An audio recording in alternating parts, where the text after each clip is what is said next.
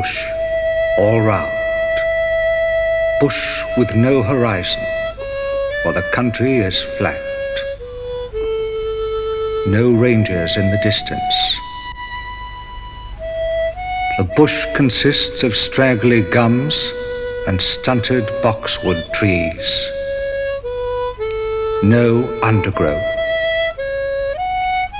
Nothing to relieve the eye, save the darker green of a few she-oaks, which are sighing above the narrow, almost waterless creek.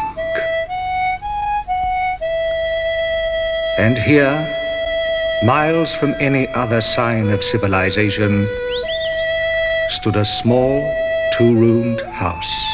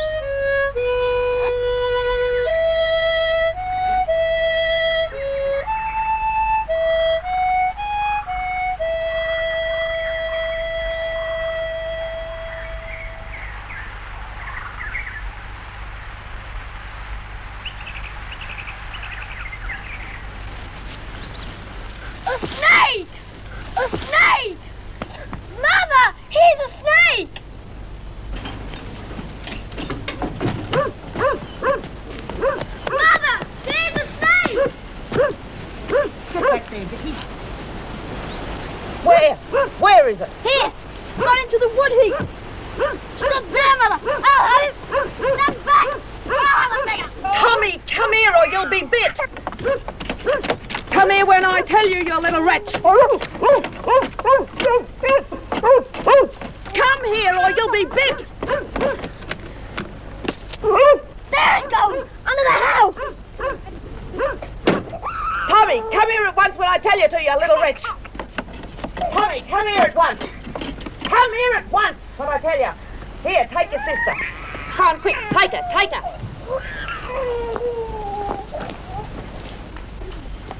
Come on. Come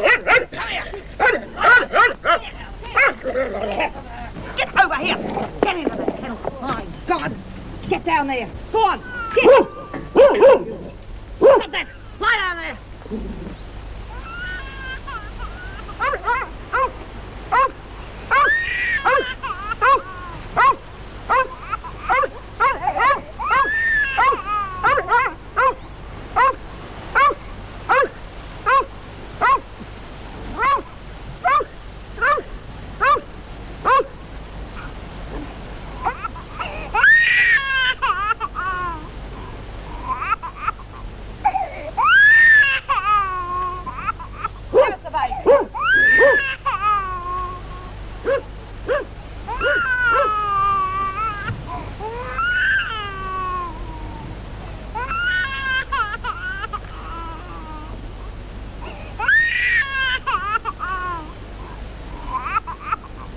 Her husband is a drover who for many months has been away with sheep. She and her 4 children are left here alone.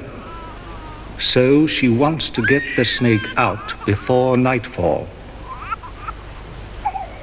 But an hour goes by, the sun begins to set, and still it does not show itself.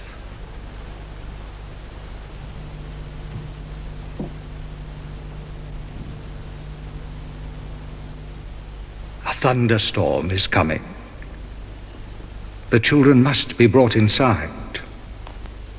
She will not take them into the bedrooms, for she knows the snake is under the floorboards and may at any moment come up through a crack in the rough timber slabs. So she carries several armfuls of firewood into the big corrugated iron kitchen built onto the back of the house and calls the children there. Come on, Vicky. Jackie, Tommy, bring in the baby. Come on. Hurry up now. Come on, Vicky. Lie down there. Hello. Lie down there. Get inside. Get him inside. Hurry up. Come on, Jackie. Get him in. Get him inside. Come on, Vicky. Quick.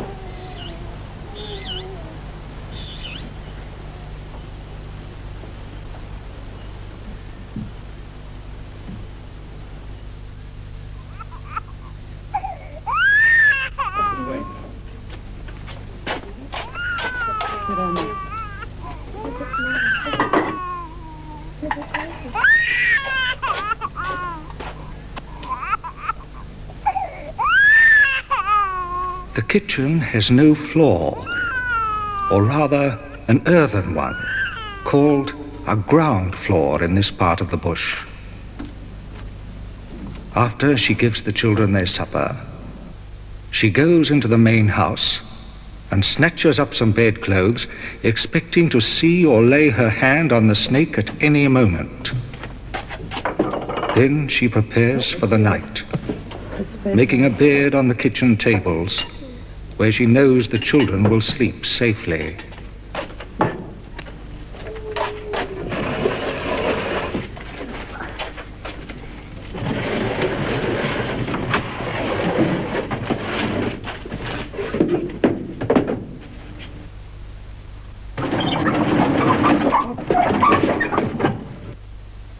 Vicky.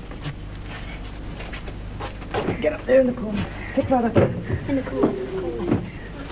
Give me this.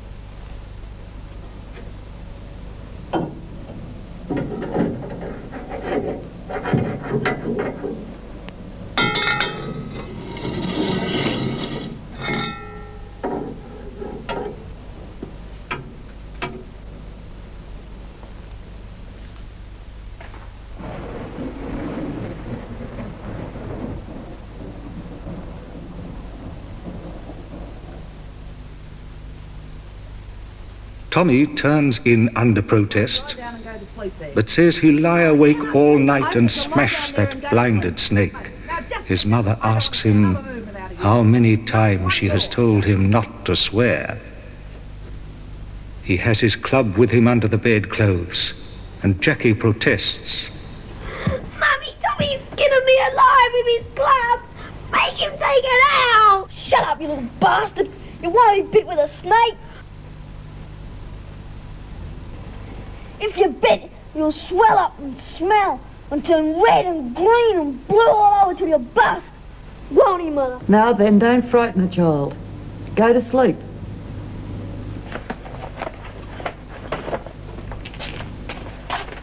Come on.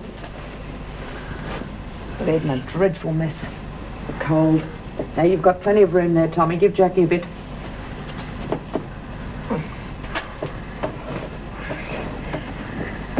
Now, come on. Lie down there. That's enough. That's enough of this fighting. You've got plenty of room there now, Jackie. You've got plenty of room. Now, I don't want you to move. Not an inch. Hear me?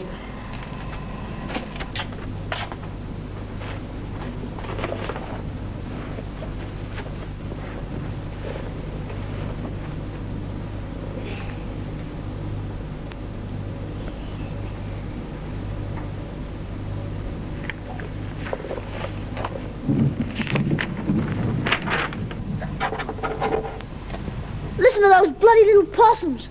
I'd like to screw their blanky necks. They don't hurt us, the little bastards. There. I told you to teach Jackie to swear.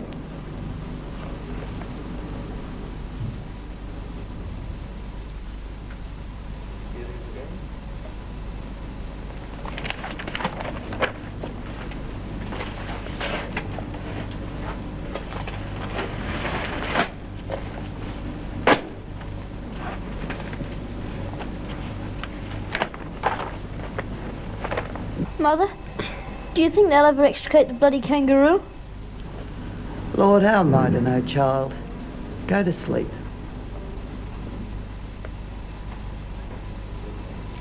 You'll wake me if the snake comes, won't you? Yes. Go to sleep.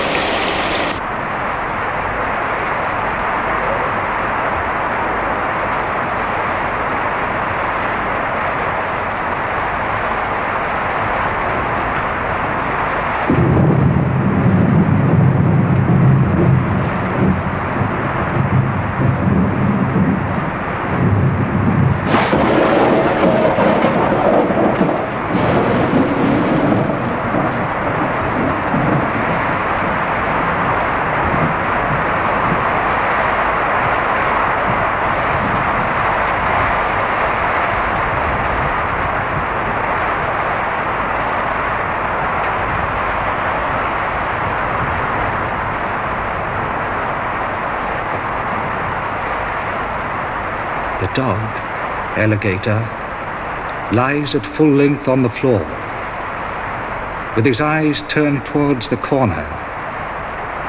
She knows by this that the snake is there and could come through the gap.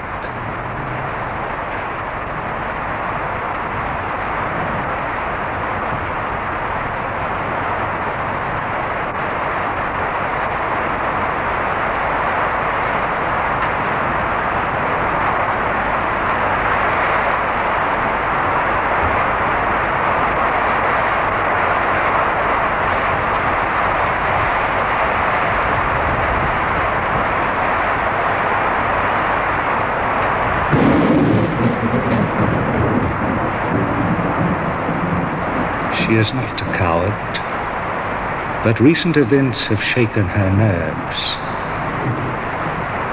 A little son of her brother-in-law was lately bitten by a snake and died. Besides, she has not heard from her husband for 6 months and is anxious about him. He started as a drover, then squatted here when they were married. But the big drought ruined him. He had to sacrifice the remnant of his flock and go droving again.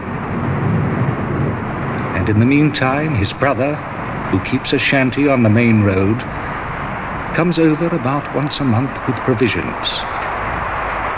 The wife still has a couple of cows, one horse, and a few sheep. The brother-in-law kills one of the sheep occasionally, gives her what she needs of it, and takes the rest in return for other provisions.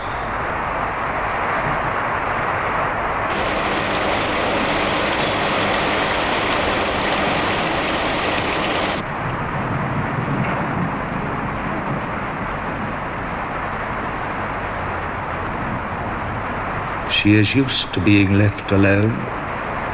She once lived like this for 18 months. As a girl, she built the usual castles in the air, but all her girlish hopes and aspirations have long been dead.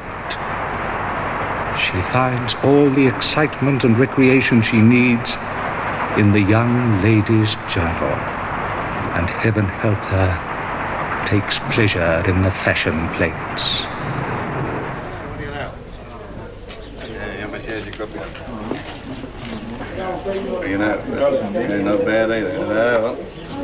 Her husband is Australian-born, as she is.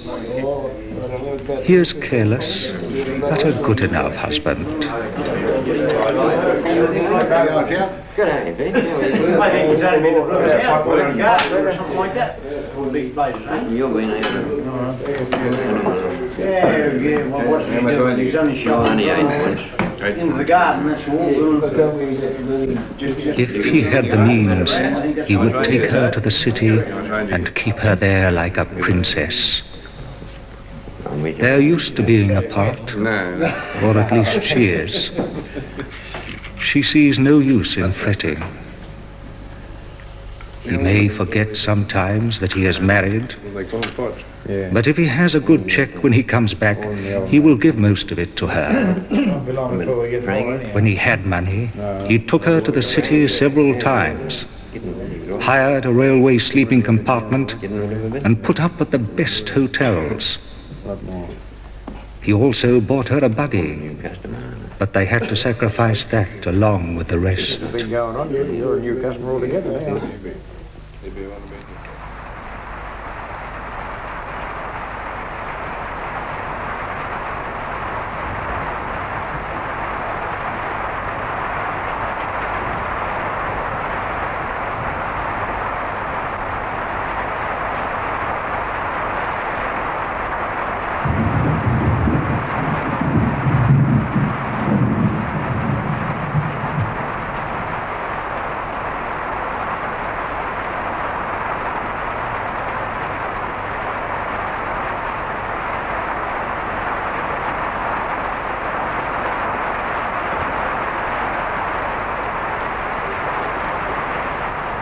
The last 2 children were born in the bush.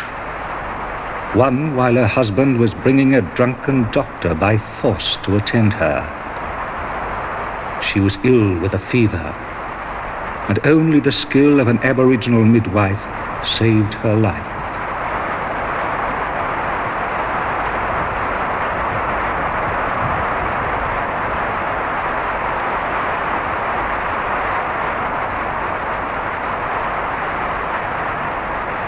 One of the children died while she was here alone.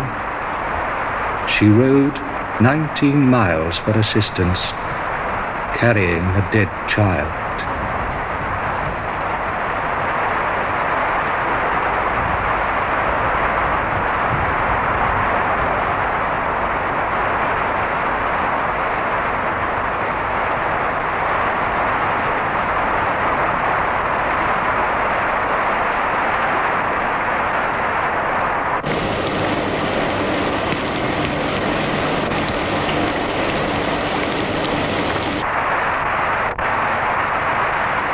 Two o'clock.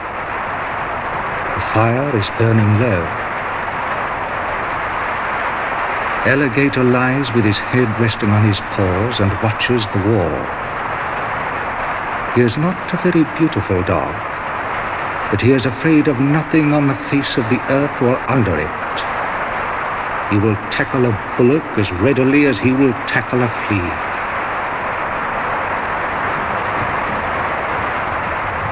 he hates all other dogs, except kangaroo dogs. He also has a marked dislike for friends or relations of the family. They seldom call, however. He hates snakes and has killed many, but he will be bitten someday and die. Most snake dogs end that way.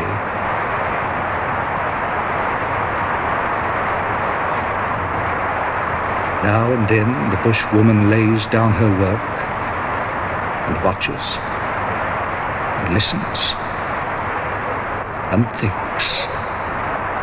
She thinks of things in her own life, for there is little else to think about.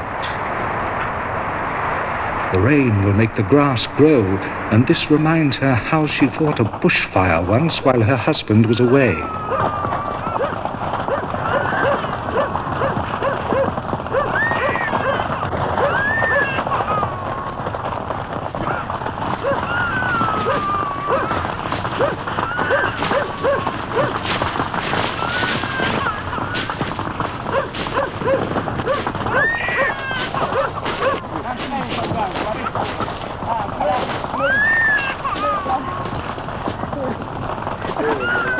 The sight of his mother in trousers greatly amused Tommy, who worked like a little hero by her side, but the terrified baby howled lustily for Mummy.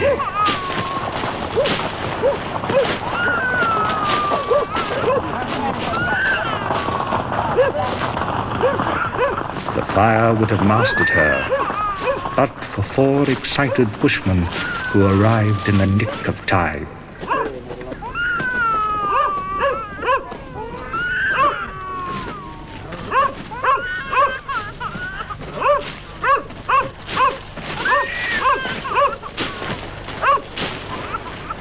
It was a mixed-up affair all round.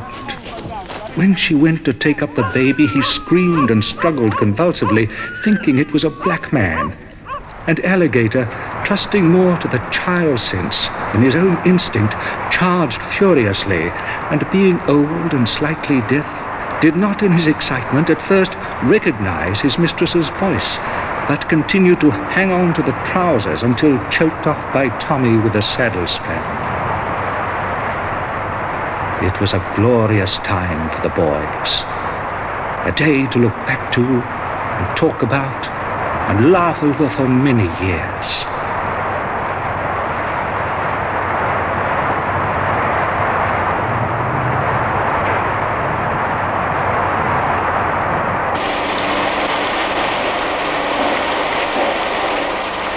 She thinks how she fought a flood during her husband's absence. She stood for hours in the drenching downpour and dug an overflow gutter to save the dam across the creek. But she could not save it. Next morning, the dam was broken, and she thought how her husband would feel when he came home and saw the result of years of labor swept away.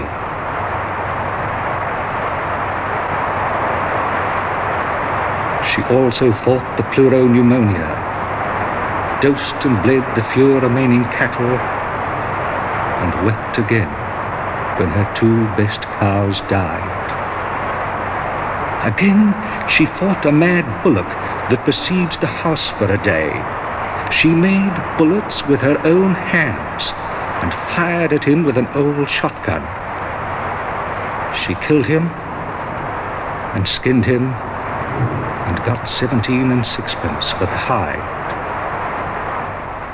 Last show, wasn't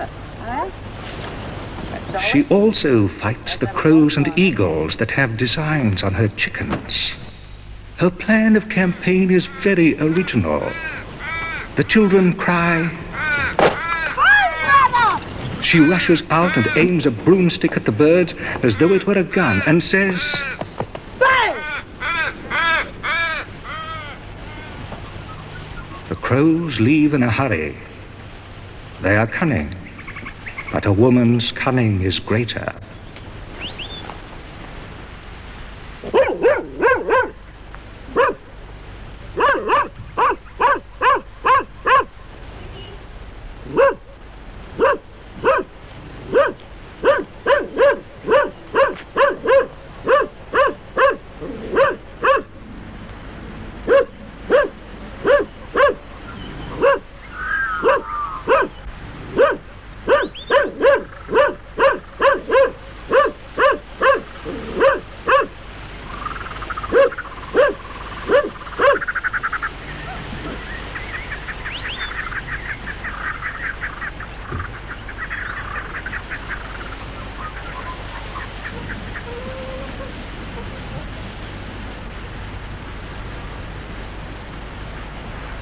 Occasionally a bushman in the horrors, or a villainous-looking sundowner, comes wandering in and nearly scares the life out of her.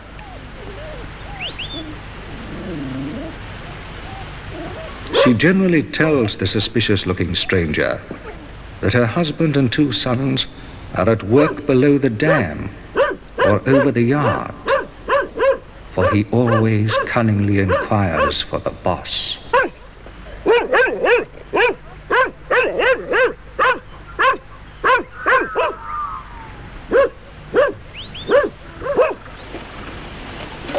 But sometimes, having satisfied himself that there are no men on the place, he may express his intention of staying for the night.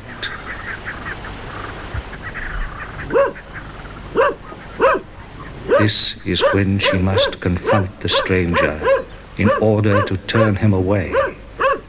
This is when she depends on her own determination and willpower, with only the children lined up behind her and the dog.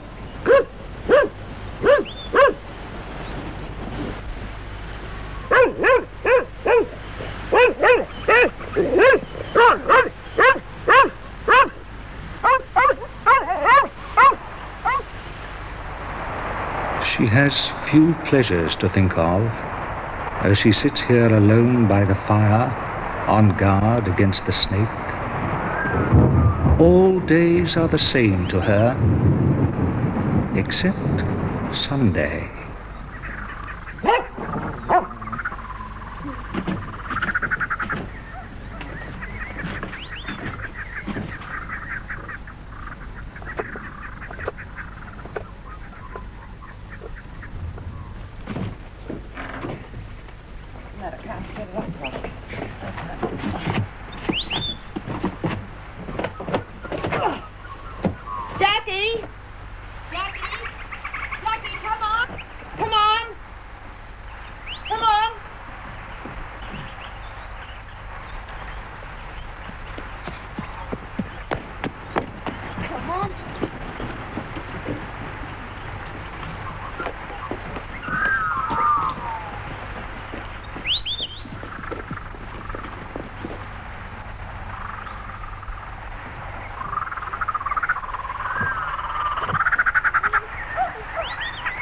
Come on, Vicky.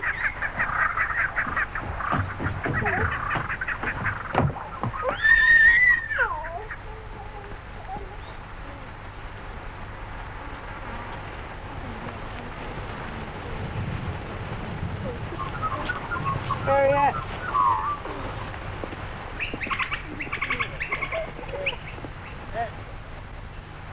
On Sunday afternoon, she dresses herself, she tidies the children and smartens up baby. Then she goes for a lonely walk along the bush track, pushing an old perambulator in front of her.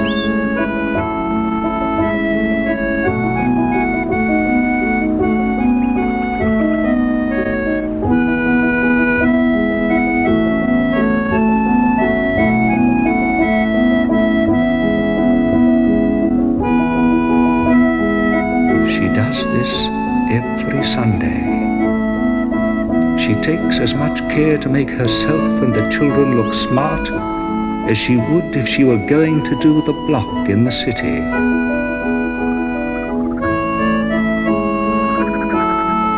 There is nothing to see, however, and not a soul to meet. You might walk for 20 miles along this track without being able to fix a point in your mind, unless you are a bushman. This is because of the everlasting, maddening sameness of the stunted trees, that monotony which makes a man long to break away and travel as far as trains can go and sail as far as a ship can sail, and further. But this bushwoman is used to the loneliness of it. As a girl wife, she hated it, but now she would feel strange away from it. She is glad when her husband returns, but she does not make a fuss about it. She gets him something good to eat and tidies up the children. She seems contented with her lot. She loves her children, but has no time to show it. She seems harsh to them. Her surroundings do not allow her to develop the sentimental side of her nature.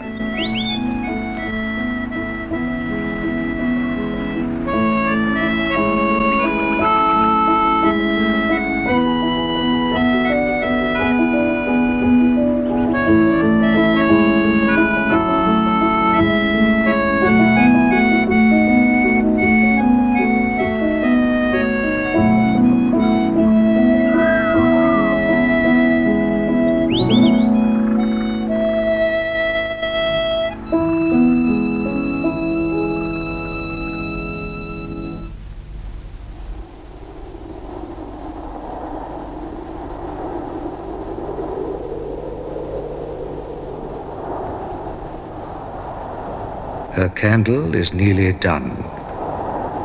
She forgot that she was out of candles. Some more wood must be got to keep the fire up. And so she shuts the dog inside and hurries round to the wood heap.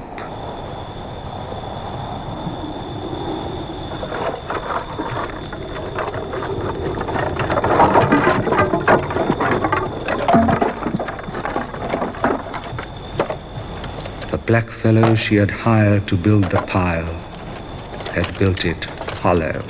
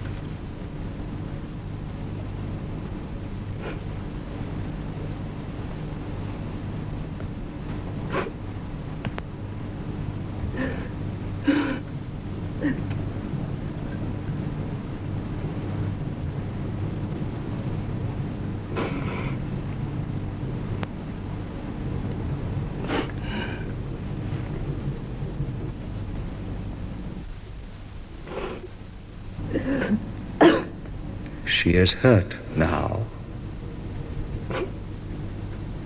She takes up a handkerchief to wipe the tears away, but pokes her eyes with her bare fingers instead. The handkerchief is full of holes, and she finds that she has put her thumb through one and her forefinger through another. She has a keen, very keen sense of the ridiculous, and sometime or other she will amuse bushmen with the story.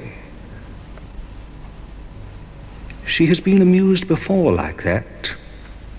One day she sat down to have a good cry, as she said, and the old cat rubbed against her dress and cried too. Then she had to laugh.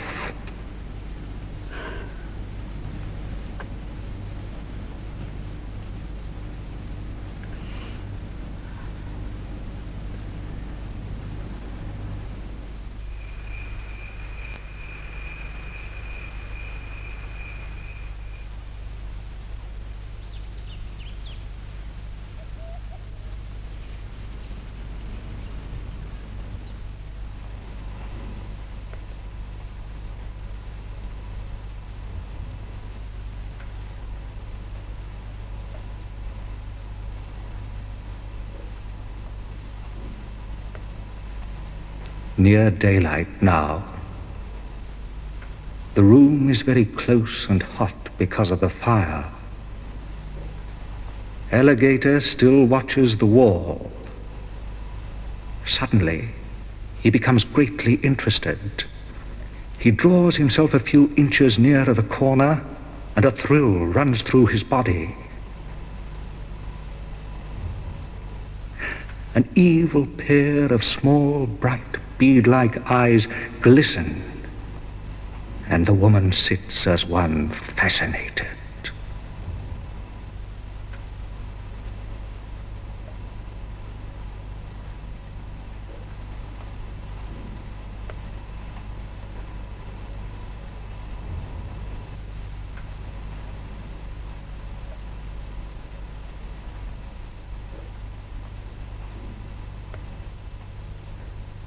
The dog lies still.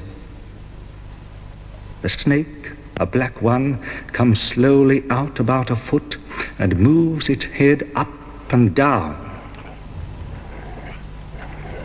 The snake comes out a foot further. She lifts her stick, and the reptile, as though suddenly aware of danger, sticks his head in through the crack on the side of the slab and hurries to get his tail round after him. Alligator springs and his jaws come together with a snap. He misses, for his nose is large. He snaps again as the tail comes round. Alligator gives another pull, and he has the snake out.